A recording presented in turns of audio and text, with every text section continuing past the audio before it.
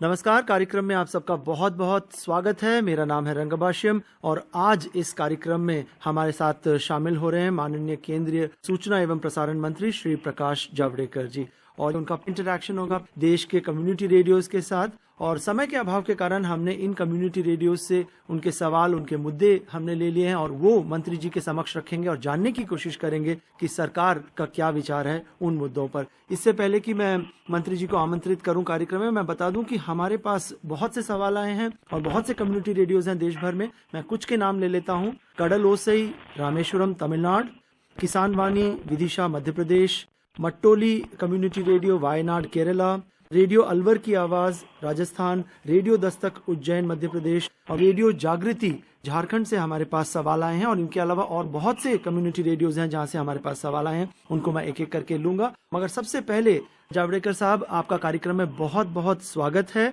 और सवालों का जो सिलसिला है शुरू करने से पहले आपसे आपके जो ओपनिंग रिमार्क्स है, क्या कहना चाहेंगे आप कम्युनिटी रेडियोज को? आज कम्युनिटी रेडियोज के साथ बात करने में मुझे बहुत आनंद हो रहा है।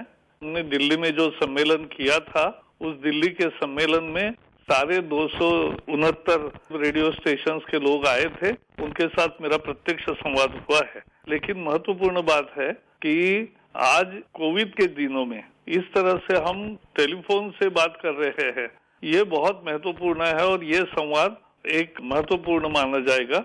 मैं आपका प्रशंसा करना चाहता हूं कि आप लोग ऐसे दिनों में भी बहुत अच्छा काम कर रहे हैं। मुझे जगह जगह से रिपोर्ट मिलते हैं और उस रिपोर्ट के आधार पर मैं ये कहूंगा कि कोविड के संकट का सामना करने में कम्युनिटी रेडियो भी अपनी भूमिका निभा रहा है और इसके लिए और क्या कर सकते हैं, इसकी चर्चा करना ही मेरे आने का उद्देश्य था। आप सबका स्वागत है। मंत्री जी, हम ये कार्यक्रम कर ही रहे हैं कोविड-19 यानी जो कोरोना वायरस की पृष्ठभूमि में। क्या कहेंगे, अब देश लगभग 2 महीने का लॉकडाउन देख चुका है और किस तरह से केसेस न केवल हमारे देश में पूरे दुनिया भर में बढ़ रहे हैं, मगर अब क्या कहेंगे कि क्या अब हमें ये अपने आप को समझाना पड़ेगा कि कोरोना के साथ ही हमें जीना पड़ेगा? एक तरह से हाँ, क्योंकि कोरोना का संकट तभी समाप्त होगा जब वैक्सीन आएगा और वैक्सीन जल्दी आएगा, ये मेरी इच्छा भी है और आशा भी है। तो वो आने के बाद भी फिर 700 करोड़ लोगों को वो टीकाकरण होना, उसमें भी समय लगता है। तो आने वाले 1-2 साल निश्चित रूप से कोविड भी रहेगा और हमारी जिंदगी भी चलती रहेगी। ऐसा होगा तो इसके लिए 3 ही सीधी चीजें हैं जो करनी है। किसी भी काम के पहले या काम के बाद हाथ धोना है। दूसरी चीज, मास्क लगाकर ही बाहर जाना है और 6 फुट की दूरी बना के रखना है। तीसरी चीज, ज्यादा से ज्यादा घर में रहना है।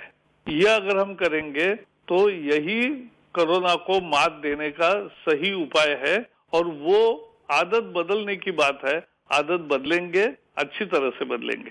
मंत्री जी, जैसे माननीय प्रधानमंत्री जी ने भी कहा कि जान भी और जहान भी, तो अब ऐसा लगता है कि एक बैलेंस स्ट्राइक करने की जरूरत है कि रेस्ट्रिक्शंस भी हमें देखने हैं, हमें प्रिकॉशंस भी लेने हैं और साथ ही साथ आर्थिक गतिविधि है उसको भी कहीं ना कहीं चलाते रहना कि हमारी जो देश की अर्थव्यवस्था है वो ना बैठ जाए। तो ये जो एक डेलिकेट बैलेंस है वो कैसे अचीव करें? जान भी जहान भी हमने शुरू किया है कि ग्रीन जोन जहां है, यानी आधे से ज्यादा जिले में सारी गतिविधियां शुरू हो गई है। वहाँ ट्रांसपोर्ट भी शुरू हुआ है, वहाँ बाकी भी एक्टिविटी शुरू है, सारे दुकान कारखाने कल कामकाज सब शुरू हो गया है। तो यही रास्ता है आगे बढ़ने का। बाकी भी ऑरेंज जोन के भी अनेक शहरों में बहुत सारी छूट मिली है। तो जैसे धीरे धीरे कंटेनमेंट जोन की जो कल्पना है, उसमें जहां इन्फेक्शन ज्यादा आ रहा है या कम ज्यादा हो रहा है, वहां रिस्ट्रिक्शंस डालना और वहां भी लेकिन दुकानें वगैरह खुली रखना, ये सोशल डिस्टेंसिंग करना, यही उपाय है। और मैंने कहा जैसे जान भी जहान भी दोनों का ख्याल साथ में ही करना पड़ेगा।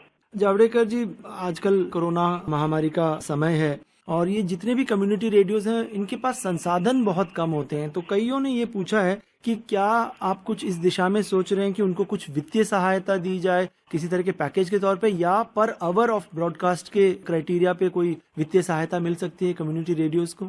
मुझे लगता है कम्युनिटी रेडियो के पास कम साधन नहीं है। सबसे बढ़िया एक जबरदस्त ताकत उनके हाथ में है कि 15 किलोमीटर के रेंज में वो बहुत अच्छी ताकत से एफएम के द्वारा अपना प्रसारण कर सकते हैं। ये नहीं है लोगों के पास ताकत, ये ताकत आपके साथ है, इसलिए आप आपको कम मत समझिए।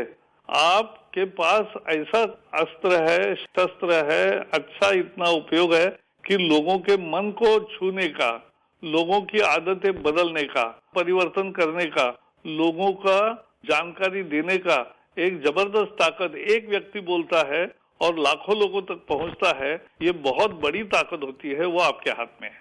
मैं पढ़ रहा था तब मैंने देखा आपका कुछ अन्याय है जो मैं दूर करूंगा। जैसे आपको 1 घंटे में 7 मिनट ही एडवर्टाइजमेंट का समय मिलता है, टीवी पर तो 12 मिनट है, और अभी तो कुछ जगह सारे बंधन ही खत्म हुए हैं। तो आर्थिक स्थिति ठीक करने के लिए आकाशवाणी समेत इन्हें 12 मिनट का करने के विषय पर हम जरूर सोचेंगे और निश्चित इसके बारे में निर्णय लेंगे, जिससे आपको पैसे मिलेंगे। क्योंकि लोकल एडवर्टीजमेंट्स बहुत होते हैं, लोग आएंगे देंगे आपके यहाँ, क्योंकि उनको रिस्पांस मिलेगा, तब उनको समझ में आएगा कि कम्युनिटी रेडियो का महत्व क्या है। और इसलिए मुझे पूरा विश्वास है, मैं इतना निश्चित इस प्रश्न का विचार करके सही निर्णय लेंगे और वो आकाशवाणी और कम्युनिटी रेडियो दोनों के लिए लेंगे। मंत्री जी, ये कोविड-19 के दौरान अब ये ज्यादा समझ में आ रहा है कि जो लोकल एफर्ट है, जो स्थानीय स्तर पे जो पहल होती है, जितने भी एफर्ट्स लगते हैं वो बड़े कारगर साबित होते हैं। तो कम्युनिटी रेडियोज ये भी कह रहे हैं कि क्या आपका मंत्रालय ये सोच रहा है कि उन्हें भी माने न्यूज ब्रॉडकास्ट करने की जो सुविधा है वो दिया जाए, जिससे कि आजकल जो हम देख रहे हैं सोशल मीडिया में बहुत से रूमर्स फैलते हैं, गलत न्यूज आते हैं, फेक न्यूज की बात हम करते हैं अक्सर, तो उस पर भी कहीं ना कहीं लगाम लगेगा अगर उन्हें न्यूज ब्रॉडकास्ट करने की परमिशन मिल जाए। तो इसके बारे में भी हम निश्चित पॉजिटिव विचार करेंगे, लेकिन जहां तक मेरा आकलन है कि हमने प्राइवेट एफएम रेडियो को भी कहा है कि आकाशवाणी के समाचार ऐसे के तैसे अगर आप प्रकाशित करना चाहते हैं अपनी भाषा में, यानी आवाज हमारा लेकिन शब्द वही, अगर वही आप प्रकट करने वाले हैं तो उसके लिए हम जरूर परमिशन देंगे और वो करने से जानकारी भी पहुंचेगी और आपका भी न्यूज देने का एक लाभ होगा। जावड़ेकर जी, मंत्रालय का एक बहुत महत्वाकांक्षी टारगेट भी था कि 4000 कम्युनिटी रेडियोज पूरे देश भर में होने चाहिए और बन जाएं, मगर अब वो जो आंकड़ा है वो बस 300 के आसपास सिमट के रह गया है। तो इसे स्केल अप करने की कोई आप परियोजना बना रहे हैं? ये बहुत महत्वपूर्ण सवाल है। मैं निश्चित रूप से कम्युनिटी रेडियो के आंदोलन का विस्तार हो और ज्यादा से ज्यादा जगह अच्छे कम्युनिटी रेडियो बने और वो लोक जागृति का, लोक जागरण का और जनता के परिवर्तन के, देश के परिवर्तन में सहभागिता का ज्यादा सहभाग देने का काम करते जाएंगे, ये मुझे विश्वास है। और इसलिए आज भले कुछ संख्या में ही हमारे पास कम्युनिटी रेडियो है, लेकिन हम निश्चित विचार करेंगे कि इसका विस्तार करने के लिए क्या किया जाए, क्योंकि हम वैसे भी हर कम्युनिटी रेडियो को स्थापना के समय कुछ पैसे देते हैं, जिससे उनका लागत मूल्य बहुत कम हो जाता है और बाकी वो अपने एक रूम में से अच्छा चलाते हैं कम्युनिटी रेडियो, वो चलने दो और वही मेरी ताकत है। तो हम निश्चित रूप से ये संख्या बढ़ाने की कोशिश करेंगे। मंत्री जी, हम ये अर्थव्यवस्था को दुरुस्त करने की बात कर रहे थे और हाल ही में जैसे सरकार ने 20 लाख करोड़ रुपए का पैकेज की भी घोषणा की है, मगर अभी भी जो क्रिटिक्स हैं वो उससे संतुष्ट नहीं है, क्या कहेंगे आप?